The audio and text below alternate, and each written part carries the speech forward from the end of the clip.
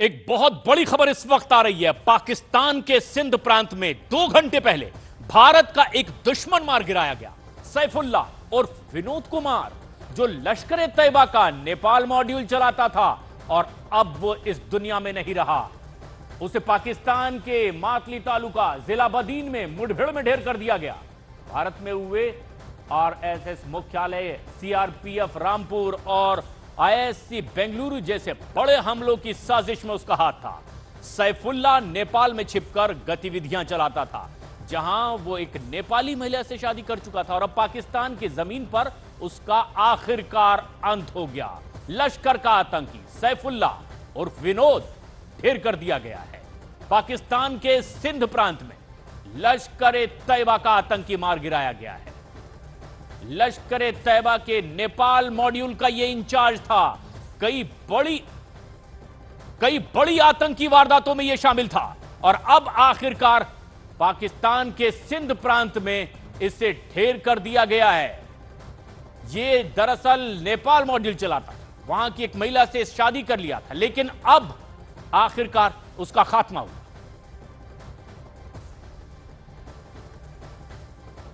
और ब्रिजेश कुमार सिंह इस वक्त हमसे सीधे जुड़ रहे हैं, हमारे वरिष्ठ सहयोगी। विजय जी, जिस तरह से अब ये एक बड़ा खात्मा है लश्कर के आतंकी का, क्या इसका पूरा बैकग्राउंड रहा जो उसकी किए की सजा अब उसे मिली है?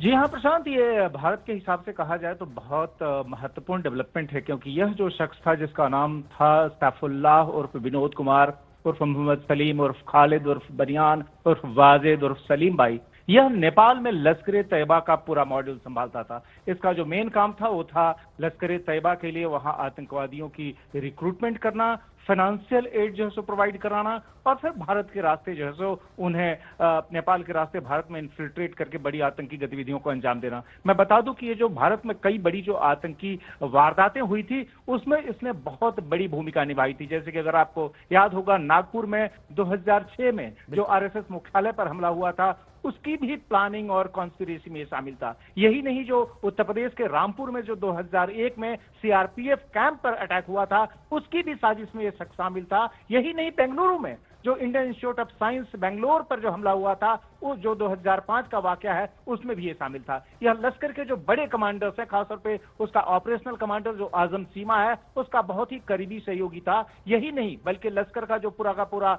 जो चीफ अकाउंटेंट है, जो कि पूरा फाइनेंस संभालता है, याकूब, उसका भी ये करीबी शागिर्द था। और ये बता दूं कि लश्कर की हिरार्की में इसका बहुत ही इंपॉर्टेंट प्लेस था। यह कई नामों के साथ ऑपरेट कर रहा था। पिछले कई वर्षों से यह नेपाल में सक्रिय था। इसने एक नेपाली नागरिक नगमा बानू के साथ शादी भी कर रखी थी। विनोद कुमार का कवर ले रखा था। विनोद कुमार एक हिंदू नाम के साथ ही वहां पर ऑपरेट कर रहा था। लेकिन पिछले कुछ दिनों से यह जो पाकिस्तान का सिंध प्रांत है, उसके बदीन में, जो बदीन जिला है, उसके माटली में, जो कि तालुका प्लेस है, वहां से ऑपरेट कर रहा था। और वहां भी इसका काम जो था, लश्कर तोयबा और जमातो दावा, जो उसका दूसरा फ्रंट ऑर्गेनाइजेशन जिसको भी बैन किया गया था, उनके लिए जो है सो फंड कलेक्शन और आतंकियों की रिक्रूटमेंट का, उसकी जो है 2 घंटे पहले जो है सिंध के इसी माटली में, जहां पर कि फिलहाल उसका ऑपरेशनल बेस था, वहीं पर उसको ढेर कर दिया गया है। तो आप एक तरह से देखें कि जो पहलगाम की घटना हुई और जिसमें कि जो है पाकिस्तान स्पॉन्सर्ड आतंकियों ने जो 26 निर्दोष लोगों की हत्या की थी, उसके बाद से भारत ने ऑपरेशन सिंदूर लॉन्च किया, बड़े आतंकी ठिकानों को तबाह किया, फिर उसके बाद से पाकिस्तान के कई बड़े एयरबेस को समाप्त किया। उसके बाद अगर आप देखें, उसके तुरंत बाद का यह वाकया है और भारत के लिहाज से कहा जा सकता है बहुत महत्वपूर्ण डेवलपमेंट, जो लश्कर ए तैयबा के एक प्रमुख आतंकी को जो है पाकिस्तान में ही वो ढेर किया जा चुका है। और ये एक बहुत बड़ी खबर है, बड़ी अंतरराष्ट्रीय खबर है ये, कि पाकिस्तान के सिंध प्रांत में भारत का एक बहुत बड़ा दुश्मन कई नापाक मंसूबों को अंजाम तक पहुंचाया। इसने सैफुल्ला और विनोद कुमार, कई और अलग अलग नामों से ये अपना कारोबार कर रहा था। लश्कर ए तैयबा का ये नाम, नेपाल मॉड्यूल चलाता था, आखिरकार ढेर कर दिया गया है। लेकिन विजय, जिस तरह से इसका खात्मा हुआ, कैसे ये पूरा ऑपरेशन हुआ है, कैसे इसको अंजाम तक पहुंचाया गया है? अपने आप में बहुत महत्वपूर्ण है, क्योंकि आप देखिए न सिर्फ जो है इसका जो रोल अगर आप देखें, एक से एक बड़े वाकये, आप जैसे कि नागपुर की घटना आप ध्यान रखिए, 2006 में जो आरएसएस हेडक्वार्टर पर अटैक हुआ था, काफी जो है एक तरह से कह सकते हैं कि देश दहल गया था। उसी तरीके से रामपुर में जो सीआरपीएफ कैंप पर अटैक हुआ था, आईएससी बेंगलोर जो कि भारत का सबसे प्रीमियर इंस्टीट्यूशन है, वहां पर डॉक्टर इन सभी की साजिश शामिल था। यही नहीं, नेपाल के रास्ते लगातार आतंकियों को ये भारत में घुसेड़ रहा था, उनको फाइनेंशियल सपोर्ट दे रहा था, रिक्रूट कर रहा था। तो ऐसे तमाम आतंकी जो है, जो कि भारत के अलग अलग हिस्सों में लगातार आतंकी गतिविधियों को अंजाम देने में लगे हुए थे, उसकी साजिश रचने में लगे हुए थे, और जिसकी ताजा कड़ी आप कह सकते हैं कि जो पहलगाम में हमने देखा पिछले महीने की 22 तारीख को, जब 26 लोगों की धर्म पूछ कर हत्या की गई, और उसके बाद से भारत ने एक कड़ा रुख अपनाया कि जो देश के दुश्मन जहां भी छुपे हों उनको छोड़ा नहीं जाएगा, आतंकी ठिकानों को तबाह किया गया। उसके बाद से भारत ने ऑपरेशन सिंदूर लॉन्च किया, जो है उसकी अगली कड़ी में आपने देखा कि एयरबेसेस को जो है तबाह किया गया। उसके पहले आतंकी ठिकानों, यहां तक कि लश्कर के मुख्यालय को, जो कि लाहौर के पास है मुरुदके में, उसको तहस-नहस किया गया। और उसके बाद जो आज ये डेवलपमेंट सामने आई है, वह अपने आप में बहुत इंपॉर्टेंट डेवलपमेंट है कि जो एक लश्कर का एक की एलिमेंट जो है, जो कि लगातार नेपाल के रास्ते जो है भारत में आतंकी गतिविधियों को अंजाम दे रहा था, उसको जो है ढेर किया जा चुका है सिंध के अंदर ही। और ये एक बड़ी कामयाबी भी है, जहां ऑपरेशन सिंदूर की कामयाबी के बाद तिरंगा यात्रा देश भर में सेना को सलाम, तो वहीं एक और दुश्मन का खात्मा पाकिस्तान के भीतर ही हो गया।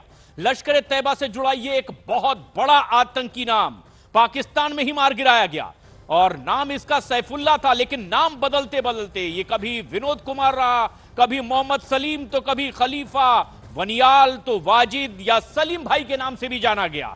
और नेपाल में लश्कर ए तैयबा का ये पूरा मॉड्यूल ऑपरेट करता था। नेपाल के रास्ते भारत को कैसे नुकसान पहुंचाना है, इसकी जिम्मेदारी ये संभालता था, और मुख्य काम इसका था लश्कर की आतंकवादी गतिविधियों का पूरा कैडर, उसे आर्थिक मदद पहुंचाना और पूरी टीम तैयार करना। पिछले काफी वक्त से नेपाल में यह लश्कर ए तैयबा का पूरा काम देख रहा था, और मकसद था भारत को लगातार नुकसान पहुंचाना। लेकिन पाकिस्तान के सिंध प्रांत में बताया जा रहा है, बदीन जिले में माटली तालुका है, वहीं इसका खात्मा हो गया। जो इसकी हसरत थी वहां उसे पहुंचा दिया गया। यह आतंकी सरगना नेपाल के रास्ते लश्कर के आतंकियों को भारत में दाखिल करवाता था, ताकि भारत को लगातार नुकसान पहुंचाया जाए। पिछले कुछ करतूतें इसकी ऐसी ही रही। नागपुर में आरएसएस हेडक्वार्टर पर हमला हो, चाहे सीआरपीएफ कैंप रामपुर पर हमले की बात शामिल हो, यह सैफुल्ला की ही कारगुजारी थी। तमाम लोगों के साथ इसे वो अंजाम तक पहुंचा रहा था, और ये ऑपरेशनल कमांडर था आजम चीमा उर्फ बाबाजी का बेहद खास। ये लश्कर के ऑपरेशनल कमांडर का बहुत करीबी था। नेपाल में ही विनोद कुमार के नाम से रह रहा था, और इस नाम से यह ऑपरेट कर रहा था। बताया यह भी जा रहा है कि नेपाल की एक युवती थी नगमा बानू, इससे शादी कर ली थी, और इसने ही नागपुर में संघ मुख्यालय पर साल 2006 में हमला करवाया था। मुख्य भूमिका इसकी थी। सीआरपीएफ कैंप रामपुर में हमला हुआ था, सबसे बड़ी भूमिका इसकी थी। इसके अलावा आईआईएससी बेंगलोर में जो हमला हुआ उसमें भी इसी की साजिश थी।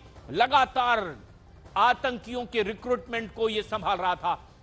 ब्रिजेश जी, शुक्रिया आपका इस पूरी जानकारी के लिए। लेकिन यह एक बड़ी कामयाबी भी है, और लश्कर ए तैयबा का एक बड़ा नाम, बड़ा आतंकी आखिरकार पाकिस्तान के भीतर ढेर कर दिया गया।